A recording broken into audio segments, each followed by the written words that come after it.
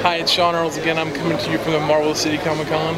I'm here with Scott Tepperman. He's on Ghost Hunters International Sci-Fi. He's been in a lot of other stuff coming up. Why don't you talk to us about some more stuff that you're working on other than your Ghost Hunters thing? Well, we're here this weekend because we're premiering Fat Chance. Daniel Emery Taylor and Jim O'Rear directed it. And well, Jim is in Tennessee and Daniel's based in Alabama. But they did The Hospital a couple of years back, and I got involved with them for that.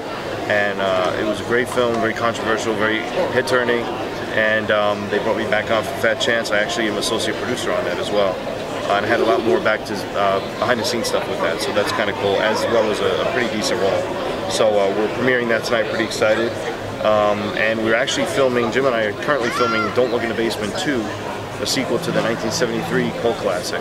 And it's interesting because it's in the exact same location as the original. Same building, same everything.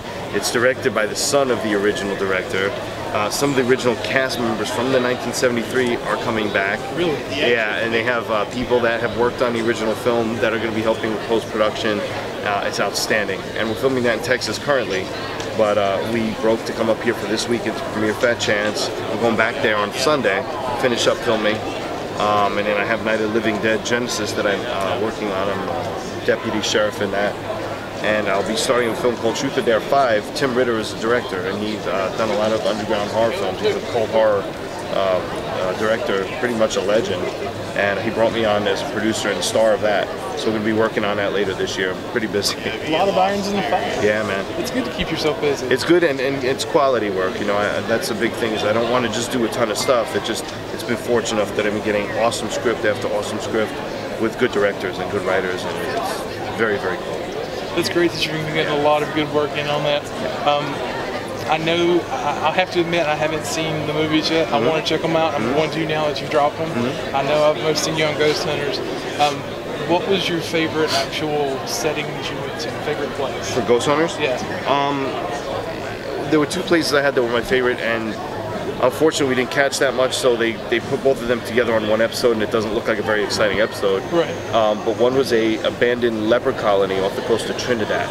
It was abandoned in the 1980s, and everything was so intact. You know, sometimes you'll go investigate, and it's just a slab of a wall, and they're like, well, there used to be a castle. No, this is still intact. There's vials of medicine. There's still medical records laying around. It looks literally like people just vanished. And it was just very sad, and, you know, people didn't know anything about leprosy, so they literally put them on this island to die. So it's very creepy, and it was, you know, when it's so vividly, it's so together and everything else, you get such a vivid image of what actually happened there. So that stuck with me. And then the other place was Argentina. It was an abandoned slaughterhouse. And there was just a negative energy there. Negative, heavy, disturbing, dark. Nothing overly bad or malicious happened there. But it stuck with me. The images there were insane, and the energy was very, very heavy there.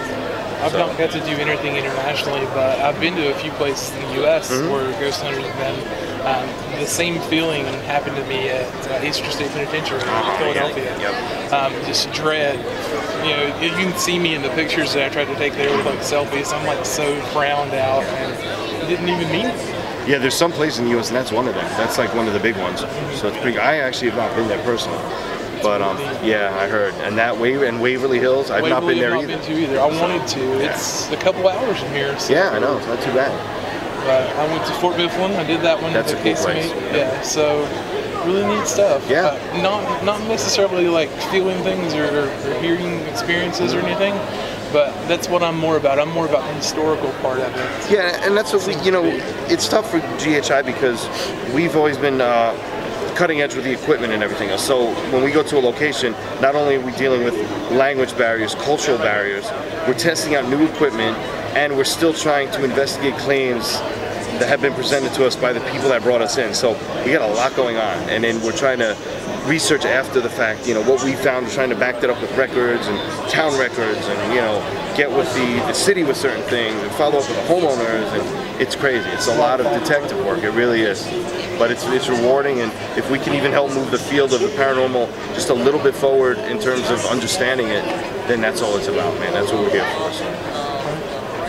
It's been an honor to speak with you today. It's been my pleasure. Thank you very much. I love all your work. Thank you. Again, this is the Great Chaos Podcast. Scott Tepperman. Catch you guys later.